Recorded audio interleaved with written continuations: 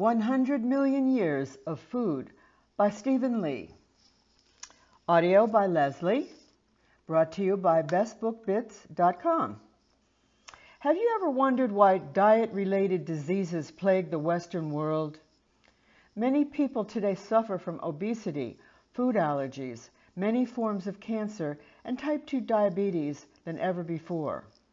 It seems something is just not right with our eating habits. But knowing what is wrong with how we're eating now and figuring out what we should be doing instead is not that easy. The good news is we may find a few answers to this question from the way our ancestors ate. The last decade has witnessed a major uptick in caveman diets. After all, our forebears were generally much healthier than modern-day humans. So we are trying to duplicate that. This book discusses whether the dietary choices of these distant progenitors would work for us today. We have to go a long ways back in time, starting 100 million years ago with our earliest tree-dwelling ancestors, by exploring how these forebears adapted to changing environments and diets. We get the full picture. On this exciting journey through the evolution of humanity, you'll learn bugs, why we should eat some every now and then. Milk, does it really do a body good? Plants, are they provender or poison? 100 million years of food. Key idea number 1, insects and fruit. Can you imagine if one of your first ancestors walked into one of today's supermarkets? He'd be overwhelmed by the options. The difference between the dinnertime options available to our ancient ancestors and the packed, brightly colored shelves of contemporary grocery stores could hardly be greater. Our earliest ancestors emerged around 100 million years ago and lived in the trees of tropical forest. They primarily ate the insects that were abundant in this habitat. Gross, right? Insects are actually a calorie-rich source of vitamins and iron. Although insects would still make a valuable addition to the human diet, to attempt to live only on bugs wouldn't be so smart.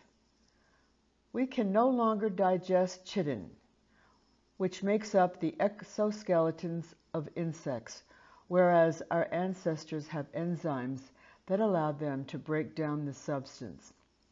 Bugs can also trigger allergies and produce harmful toxins. Despite these issues, the consumption of insects in small amounts will be of great benefit to modern food production.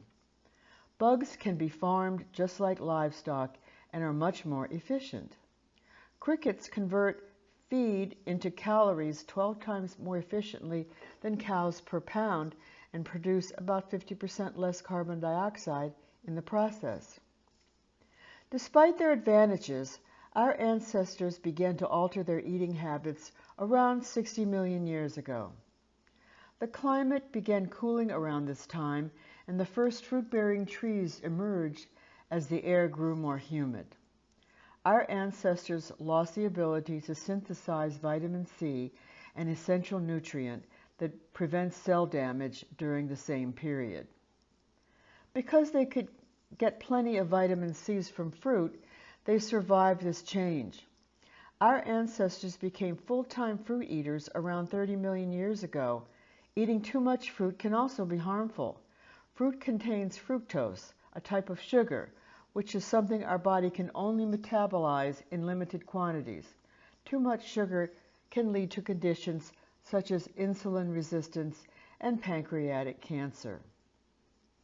Actor Ashton Kutcher discovered the danger of too much fructose the hard way. Kutcher followed Steve Jobs' fruitarian diet for a month while preparing to portray the tech CEO.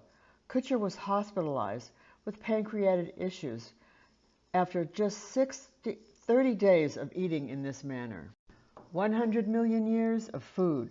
Key idea number 2, meat. About 2 million years ago, our ancestors' diet changed again. They began migrating out of the trees and adopting a more terrestrial lifestyle. these early humans began hunting and foraging and eating more meat than ever before. They started to look more human, and their brains started growing rapidly. The fatty acids in meat make it the perfect fuel for a growing brain. In fact, the size of our ancestors' brain doubled over the course of just 1 million years, a change that may well have been due to our newly carnivorous diets. With these larger brains, our ancestors derived an evolutionary advantage. More prey could be brought down by smarter, more coordinated groups of hunters, making their families more likely to survive and reproduce. Even though meat may be the reason for our evolutionary success, eating too much of it is not good for our health either. We can only tolerate protein in limited quantities, and meat is loaded with it. Potentially toxic substances called nitrogen compounds can be produced when the human body digests proteins. The levels of these compounds can get dangerously high if a person gets more than 40% of their daily calories from protein. Excess cholesterol is another reason excess meat consumption can be dangerous to our health. It can combine with other substances and clog up our arteries. However, don't think cholesterol is all bad. Essential sex hormones like testosterone and estrogen are built from cholesterol. It is also good for our moods because it increases the level of high-density lipoprotein, or HDL. Most of the body's cholesterol is produced by our liver and intestines, but meat and dairy provide additional sources that affect our hormone levels. Girls on a cholesterol-rich diet reach sexual maturity earlier. While this means they can bear children earlier, increasing their potential of offspring, their life expectancy is also reduced. 100 million years of food. Key idea number 3, meat substitute. Did you know alternatives to red meat are nothing new? Today we have many food choices available to us, so it's easier to eat a balanced vegetarian diet than in the past. Even our meat-loving ancestors branched out. Although not all people developed a taste for fish, rather than red meat, predominated in many cultures. Do you wonder how it happened? Red meat was hard to come by in many areas, so fish was incorporated into their diets as an accessible and nutritious food. Since fatty fish contain loads of healthy omega-3 fatty acids and vitamin D, important for bone health, this was a very smart choice. Not every culture with easy access to fish chose to eat it. There were cultural reasons for this. While some cultures regarded fish as a sacred animal living in a sacred element, others, such as the Apache Indians, considered fish to be unclean and unfit to eat. Animal milk was another important meat substitute that entered the human diet around 8,000 years ago. But animal milk isn't as healthy for human consumption as you may think, although it's often still regarded as an elixir of sorts. Northern Europeans were among the first people to realize the benefits of animal milk. It's nutritious and rich in calcium. Most importantly, an animal can only be eaten once it can be milked many times over. While statistics link milk consumptions to an increase in the growth of children, this boost in height could come at the price of bone health. There is a correlation that can be seen in the nations with the highest dairy intake. The citizens of these nations with above average height also experience higher rates of hip fractures. Milk consumptions can result in a further issue for people from regions with little history of dairy consumption. These people absorb calcium more efficiently than those from regions where milk is traditionally consumed. This means that these people might experience dangerously elevated calcium levels if they drink a lot of milk. High blood calcium levels have been linked to prostate cancer. Next up, we'll explore the history of vegetables and their place in the nutritional hierarchy. 100 million years of food. Key idea number 4, eating plants. Your parents probably insisted at one time or another that you eat your veggies. We all know veggies are healthy and packed with nutrients, right? The truth is most plants are actually unhealthy and many are even dangerous. Why? Consider this. Plants cannot run and are surrounded by other organisms that want to eat them. They have no choice but to defend themselves since they can't escape. They do this by producing chemicals that discourage, harm, and sometimes kill the animals that try to eat them, basically engaging in chemical warfare. Wild vegetables can contain bitter substances or toxins to discourage consumption, and it's only the domesticated versions where these traits have been bred out. Beans, lentils, and soybeans are a good example. They contain chemicals called lectins, which can make you sick and which could cause liver damage. A type of lectin called ricin is one of the most lethal poisons known to man. It's found in the seeds of the castor oil plant and cause a painful death even in tiny amounts. Kind of makes you wonder why humans began eating plants in the first place, doesn't it? Humans' turn toward agriculture occurred about 12,000 years ago in many parts of the world simultaneously. The theory is other food options became scarce, so we turned to cultivating and eating plants. The primary theory as to why this happened was overhunting by humans and spread of trees into grasslands it called home, caused by the extinction of the large prey animals such as the mammoth. Humans began looking for other options when they lost this major food source. Plants were readily available and could be easily grown, so they seemed to be the perfect option. Plant-based foods dominated most in densely populated areas and places where animals were hard to keep. 100 million years of food. Key idea number 5, rapid changes. It is surprising how adaptable the human body is. We are unique in that we can get used to big dietary changes. However, this does take some time, perhaps even generations. When food processing began to become the norm, the slowness of the process of adaptation posed a real problem. With little time to adapt to this change, humans began to experience a variety of new illnesses. For example, a frightening disease called beriberi emerged in the second half of the 19th century among the richer people of East and Southeast Asia. Heart issues, mobility problems, and mental confusion affected patients stricken with this condition. Later, it was discovered that a severe B1 deficiency caused the illness. It was the wealthy that were affected because they could afford to purchase the better, highly polished rice. The polishing process had stripped it of most of its B1. Another nutrient-based disease, pellagra, became an endemic among poorer populations of the South in around 1900. The disease that caused horrible symptoms like red lesions, weaknesses, and even dementia was caused by extremely low levels of B3. These groups had been eating only products made from industrially milled corn, which compared to fresh corn does not contain enough of this nutrient. While processed food is an issue to human health, it's not the only problem. Other lifestyle changes can also be detrimental to your health. Asthma and food allergies are on the rise. While there is a debate about specifics, it's likely that lifestyle decisions are to blame. In modern times, people spend much of their time indoors than in the past. This results in lower levels of vitamin D, also known as the sunshine vitamin, because we're not exposed to too much sunlight, which stimulates our body to create this vitamin. Since pregnant women with reduced vitamin D levels are more likely to give birth to allergic children, this causes human allergies to rise in the population at large. Another theory for the rise in allergies is called the hygiene hypothesis.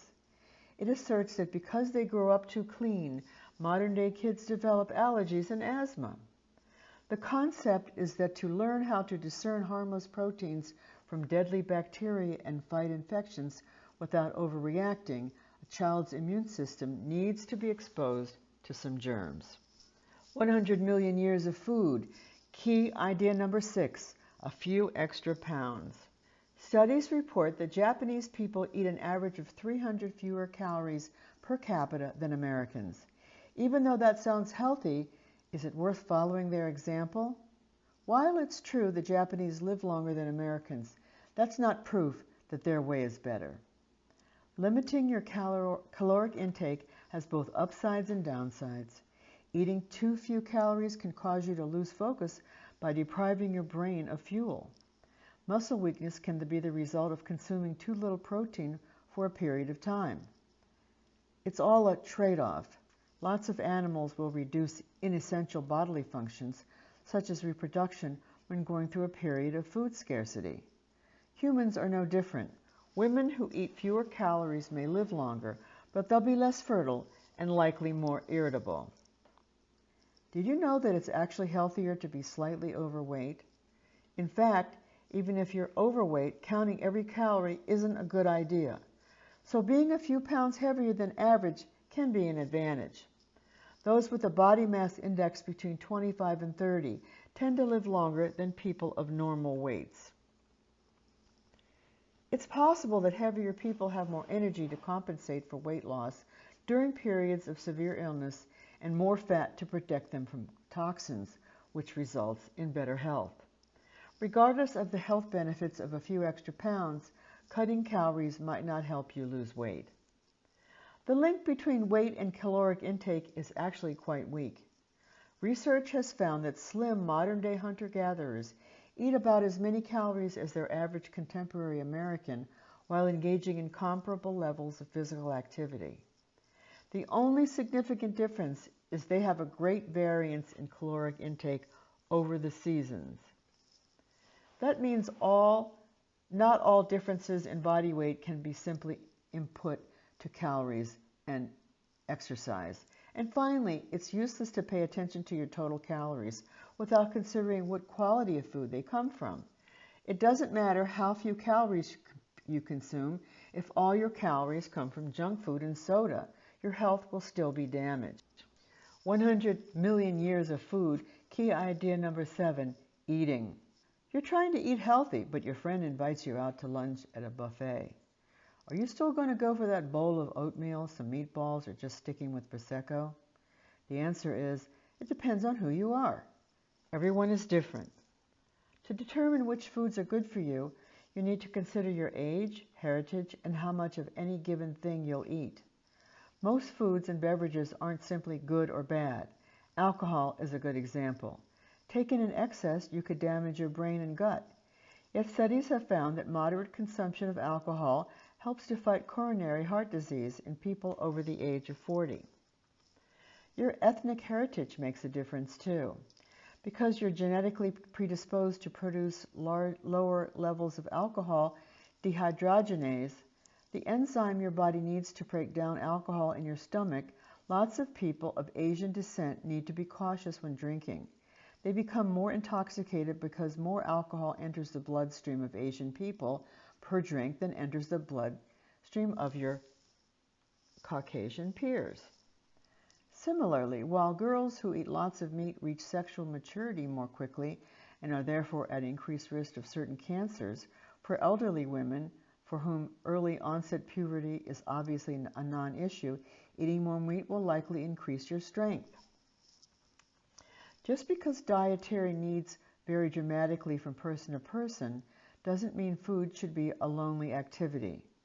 Our ancestors used to hunt together and share their food communally, strengthening community bonds and ensuring that everyone got a fair share. We can make meals more communal to reap these same benefits. Endorsing pay-what-you-can restaurants and sharing more meals with friends who help you accomplish this. This way we can once again make eating an area of life in which people care for one another. 100 million years of food. Key idea number 8. Final summary. The key message in this book. Over the past few million years, the human diet has evolved dramatically. We can understand the factors that shape our modern diets by tracing this evolutionary progress. While there's no general dietary prescription that applies to everyone, there are some simple guidelines that might improve both health and happiness. Actionable advice. Sell your car to save your health.